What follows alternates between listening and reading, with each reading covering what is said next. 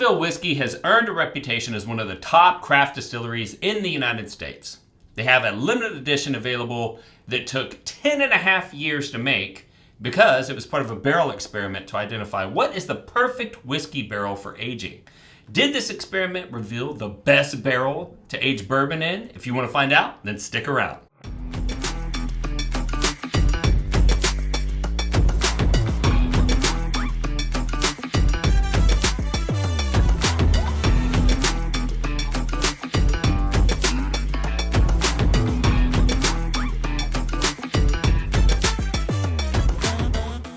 All right, so it is our new policy to make sure that we describe the source of any whiskey that we're reviewing. So where did this whiskey come from? It's a media bottle that was sent to us by the distillery. Yeah, for free. We did not pay for this bottle. So if that causes you to think that that influences us, discount anything that we say going forward. So the story of this distillery, they are in Washington State. They're about 30 minutes northeast of Seattle, and they're surrounded by wineries. Which we would have been able to go to. We were supposed to go on a trip there. Was it in May? Yeah. Yeah, and... Thanks, American Airlines. American Airlines had other plans, and they canceled all of the potential flights. We missed our entire trip. But we will be there one day. One day we will get there. But this distillery is interesting. It was founded by a couple of friends, Brett and Orrin, and they wanted to prove that you could make world-class bourbon anywhere. It didn't just have to be Kentucky. And they hired Dave Pickerel, who was the former master distiller of Maker's Mark. Okay. But he's probably most famous for his work that he did at Whistle Pig, but he's also the consultant that helped Giant Texas Distillers, which is our partner for the Prideful Goat. So he helped them acquire their column still. He helped them to go through the process of designing their own stills for their pot still bourbons. And so really love Dave Pickerel, and anybody that had him as part of their process. I feel like that is certainly a good step in the right direction. They also use a pot still and not a column still. So their whiskeys are a little bolder on the palate. If you're used to Kentucky bourbon, you might find that the flavors are a little bit more intense, and some people find that appealing, and some people are turned off by that. But we got involved with this distillery during COVID because there were a lot of distilleries that had all of these marketing staff and they didn't know what to do with them. And so they started doing these online Zoom tastings where they would partner with like a whiskey club like Someone Say Whiskey, and they would give us some bottles, and we'd break those bottles up into samples and get them distributed to our members. And then we'd all get on a call, and we did that with Brett. And it was a really amazing time, and you could really see kind of the passion of Brett, who's the distiller, but he's also one of the founders. So, and I would like to recognize Brett for calling himself the head distiller and not master distiller, because master distiller in most whiskey circles is a title that's conveyed upon you by somebody else, not conveyed upon you by yourself because you own the company. So he has made the decision to call himself head distiller and not master distiller, which I respect. And so far we've done 3 different single barrels. With Woodinville, we've done 2 bourbons and a rye. And we've been to multiple Woodinville events locally. And you and I went to one, and I seem to remember kicking your butt at axe throwing. That did not happen. Well, tell them what actually happened. I stomped you. She did stomp me. We went to an axe throwing event that was sponsored by Woodinville, and somehow I could only bash the back of the axe into the target, but not Lindsay. No, I was on a mission. Yeah, she was really burying the hatchet, so to speak. So. we won't go into. Yeah. So anyway, so the distillery of the whiskey that we are about to review is Woodinville Whiskey Co. This SKU is their straight bourbon whiskey aged for 8 years. It was released just yesterday, actually, at the distillery. Wow. This will air not the day that we film it, but it was released on 8/17 at the distillery, but there's going to be a nationwide release of this bottle on 9/1. So there may be some coming to your area. The proof is 100 proof, and the mash bill on this one normally is 72% corn, 22 rye, and 6% malted barley. But this release has a much higher rye content with 55% corn, 35% rye, and 10% malted barley. Okay. The SRP, which was very hard to find because it's not for sale to the public yet, I had to literally send a text message to Wes Haggard, who went to the distillery release to figure out how much he paid for his bottle. Thanks, Wes. And it was released at the distillery for $130, but that included tax. And taxes in Washington State are sky high, so I'm not exactly sure how much it will hit your shelves for in your local area because the taxes will be different. Which one is this one, right? It's the front one right there on the left. Y'all's right. For So those it's a of you watching 750 at home. ml like the others. Yeah, it's a 750 ml. And what do you say we taste this bad boy up? Let's do it. So the first thing that I notice is you can tell it's a pot still when you taste it, but it doesn't taste like coffee and dark chocolate the way a lot of pot still bourbons do. And so, for those of you who don't watch on a regular basis, I've explained this before, but most Kentucky bourbons are made on a column still where the distiller's beer, which still includes the grain solids from the cook of the mash with the water and any enzymes they add and all that stuff. The grain solids are just flour. And so normally they get pumped into the top and they encounter different temperature zones as they work their way through the column, and it separates the alcohol, and the grain solids never come in contact with the hottest part of the heat source. But in a pot still, it's heated from the bottom, and that's where all of the grain solids are. And I find that I get a lot of dark chocolate and coffee, and I don't get as much of that on this. I mean, you can tell that it's I kind of do, but it might be just because you're talking about it. But like pot stills have more of like an oily, like... Yeah, and I don't know if this one's chill filtered or not, but it certainly has a denser load of flavor compounds that indicate to me that it is a pot still, but it's not an overbearing coffee and dark chocolate flavor like I've got on some other pot still bourbons. And then the other thing about this is that the barrels for this, because it was a barrel experiment, and they had various char levels, they had some kiln dried staves, they had some air dried staves, they had a variety of toast levels, and the winning barrel, which this was made from in their little barrel experiment, was a heavy toast. So the difference between toasting and charring is the difference between smoking a brisket and grilling a steak, right? So the barrel is cooked for 30, 45 minutes without actually catching the barrel on fire.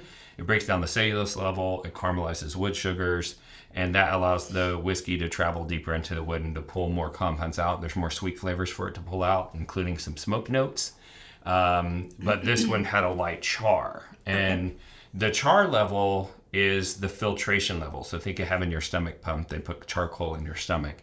As the whiskey pushes through the char level into the wood and then works its way back through, it will pull some compounds out of the wood, but as the whiskey goes through the char level, it will filter out some of the flavor compounds, and it'll help the whiskey mature. And so one of the interesting things about this whiskey was that they aged it for 4.5 years, and most of their whiskeys are 5 years old.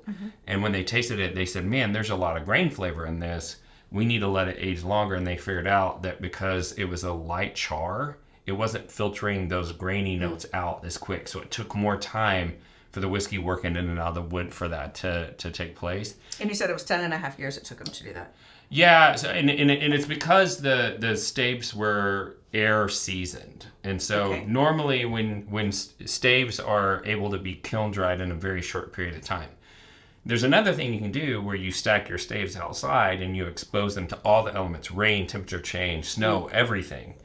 And there's some scientific research that shows that process pulls out certain compounds from the wood and makes the wood more susceptible to the whiskey being able to pull positive flavor compounds out of it. But the issue is that it's just so freaking expensive that no major distilleries are doing, not none, but it's not common for major distilleries to use all air-dried wood, especially for 2 years. So every time I hear about a project like this, one of my favorite whiskeys is E.H. Taylor. Well, they did one that was an experiment where they used air-dried staves instead of kiln-dried. And those barrels are like trading for thousands of dollars now because the staves were air-dried for 18 months. These were air-dried for 24 months. So you think about, the financial implications of that. And so that's going to allow there to be a whole lot more sweetness, a whole lot more vanilla, wood sugar notes. You can kind of tell that when you taste this whiskey. So the actual flavors that I'm getting are a ton of vanilla, a little bit of chocolate, a small amount of smoke, but not an offensive amount. Like, I was thinking tobacco when I first sipped it. Yeah, it's got a real nice pipe tobacco flavor. And there's some fruitier flavors in there, but I had a real hard time with the fruit flavors because they're darker fruit flavors. So I went for fig. I get a little bit of cherry. Let me try plum. I don't know. It's a tough call between fig and plum for me. I just like smelling the fig. It smells pretty. I think it's not exactly any one fruit note, but there is a fruity note in here, and it's darker fruit, and it's in the direction of like cherry, plum, and fig, right? But with a high rye content, there are some baking spice notes in here. Do you get any baking spice notes? Well, like my brain is thinking like clove. Mm-hmm. Just have a hard time finding that one. 24. There you go. Yeah, there's a little bit of clove in there. Yeah, but not like a lot. It's not overpowering. Try toffee. Because they're neighbors. Yeah. Yeah, I feel like toffee is fair. And you're probably going to get toffee on every like heavily toasted barrel-aged whiskey. Mm-hmm. The other thing that I got on this, and I don't want this to throw you off, I got say licorice? A little bit of licorice. I hate black licorice. Yeah, and not everybody likes black licorice, but it's not an offensive amount. Okay, like cedar is so cedary that I almost had a hard time smelling it because I could like smell the whiskey on my own breath. Do you get cedar on this? For sure. This is one whiskey that I for sure got cedar. Mm-hmm. Like there is a strong woody. It took me a minute, but like I was looking right at it in the kit and I was like, that's the thing. There is a strong woody note to this, and it's not just oak. Because pine is too sweet. Yeah. It's cedar. Yeah, but this has a very strong cedar component that I think is very interesting. But this is one of the few distilleries that produces pot still bourbon that I really do enjoy. It lines up with my palate. I mean, there's something in pot stills, and it might be that like smoky burnt flavor that you're talking about that usually when I sip it I'm like nope. Yeah, but this is nice. This one's solid. So the rating on this one, how would you rate this one? You go first because I always doubt myself. Let's do the Lindsay scale. Is it a yepper or a noper? It's a yepper. It's a yepper. See, that's so much easier for me. I would drink this. It has some smokier flavors that are not my favorite. It's got a little bit of like, it's a little bitter to me on the end, but not enough that I wouldn't not drink it. Yeah. If that makes sense. I like it. I would give this one in the range, it's going to be a high 80s for me. Okay. Like probably 87 or an 88. So that's a pretty solid score. It ranks up there with a lot of, world-class whiskeys. Is it a buy or a pass at $130? $130. I mean, it's not for my palate, like, I don't love it enough that I'm like, I have to buy 5 bottles of these. Right. But, like, if this is in your flavor profile, like, I like other Woodinvilles. Mm-hmm. So I do love their brand and what they offer. But this particular one is a little smokier for me. So, like, I wouldn't personally for my palate, but it's still it's really a nice whiskey. Yeah, I'm going to rate this one a buy, but for collectors. True. So if you're just a regular drinker looking for a good whiskey to drink, I wouldn't advise you to spend, your blow multiple months worth of whiskey budget on just this one bottle, right? Because there's lots of Woodinville that's like, I mean, it's very good whiskey. They're right. Yes, they have some much more approachable, price points and whatnot. But if you're a collector, like it makes it interesting, the story, the aging, the process. Yeah. Like if you like, it's. I mean, yeah. Yeah, I would rate it a buy. It's not a super strong buy at 130. But it's fun to, like, if you're looking to try new flavors and experience the thing, like all of the things that make it interesting makes it worth buying to try it, or split it with a friend, go half season. Yeah. Something. And check it out. It's not like there's going to be a ton of it, so. Or like win a sample from us. Yeah, and when whiskey, it's working its way back down. Like we worked up to about $12, maybe even $13 per year of age. And we're starting to see prices start to come back down a little bit, closer to the $10 per year of age. And so at $130, this is a pretty expensive bottle for it being 8.5 years old. I did find it interesting in some of the press release information. They wanted to add on the 2 years of drying of the staves and say this whiskey took 10.5 years to make. It's an interesting thought, right? Because there are things that get done in spirits that are outside of the barrel aging process, especially like tequila, for instance, where you spend a whole lot more time growing your source of your liquid, in that case agave, versus corn. And it takes the same amount of time to make a world-class white or, silver tequila as it does to make a world-class bourbon, even though it's not aged in a barrel, right? And so they do deserve credit for the extra time, energy, and effort that they put into making the barrel. But at 8.5 years at $130, it is a little bit expensive. But if you've got the budget and you're a collector, this would be one to have. It's certainly great to drink. So let's talk about a giveaway. We're going to do a great big old giveaway. A great big old. Because we have so many different bottles of Woodinville to share from. Yes.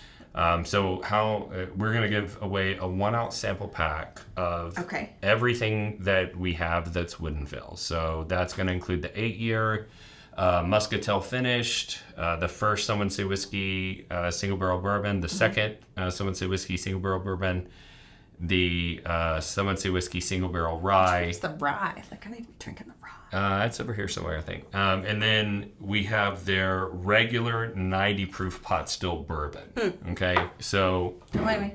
Keep talking. That's Muscatel.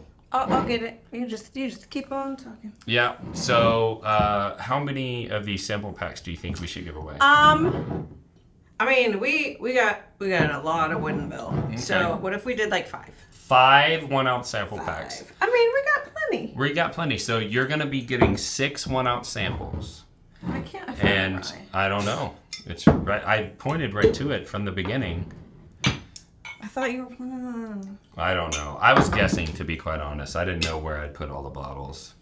But yeah, so you're going to have 5 1 ounce sample packs, 6 ounces of whiskey in each sample pack. So hopefully you will share with a friend or two. 2 ounces per person for a flight is certainly plenty. I mean, bro. Love rye. She loves rye. Love rye. She's rye girl. I'm bourbon boy. I'm a rye girl. Yeah.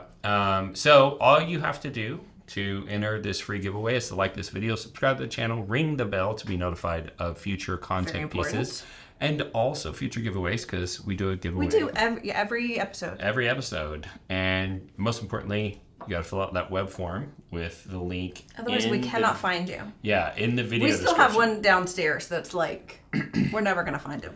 Well, we'll give it to someone else. It'll be great. But yeah, so you in the YouTube video, in the video description below the play there's a function thing. There is a description, and then there is the link that you can click to fill out the web form. We'll run a randomizer, and we will publish the winners publicly through YouTube post for accountability. We will reach out to you for your address, and we will ship you your samples for free. Yes. So how could they support the channel, Pretty? Well, we do have a Patreon. Mm-hmm. Here, you can drink my 8.5 year, and I'm going to drink the rye. Okay. So on our Patreon, we have lots of levels that we created to kind of match all kinds of budgets, basically. Yeah. But we wanted all of those levels to include really great things. So we have distillery takeovers. We have virtual bottle shares that we do monthly. Discounts on merch. A newsletter that you put together. Newsletter, yes. Yes. It's not always on the exact date. I try really hard. Yeah. But there's a newsletter that goes out. We want to, find as many ways as we can to thank our people. Yeah, and when we have new products, you get early access. Yes, that's so on true. and so forth. So that's Patreon. Yeah. How else could they support us?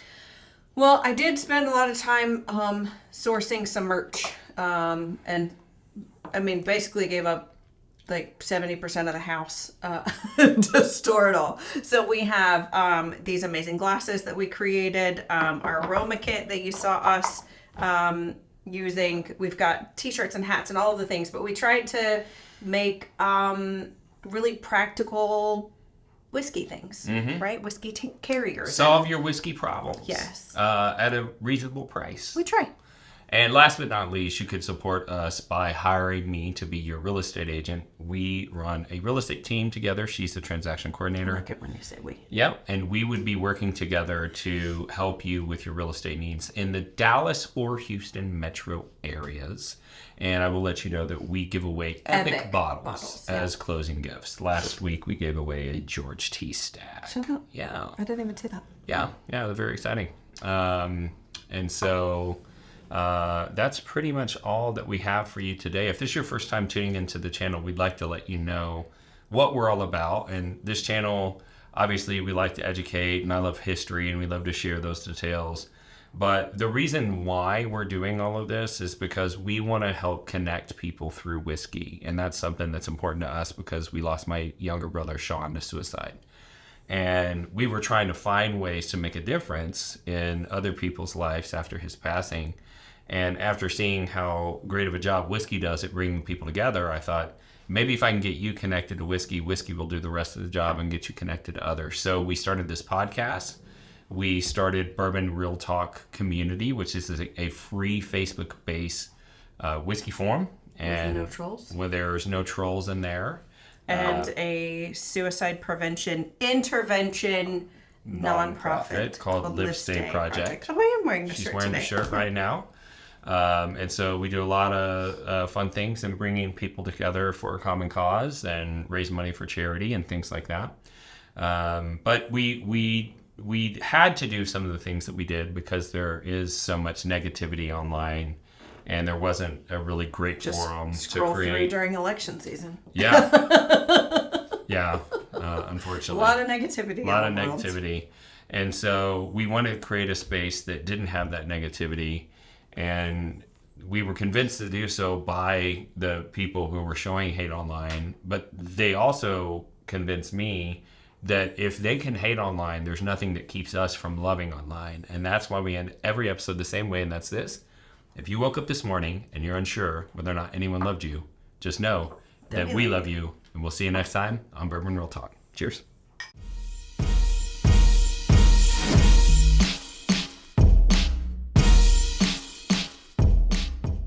What you got going on there, pretty girl? I'm just reading about strangers on the internet. Oh man, strangers on the internet are so much fun. Rolling. The homies. Rolling with the homies. You know, my cookbooks. Yeah. Oh, Brittany Murphy. No. Get me all cleaned up. Go straight to the source of the problem. That sounds like a DJ. Like, wooka wooka wooka. Yeah. Yeah.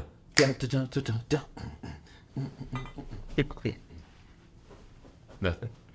Okay, I'm worried that I had boogies coming out of my nose.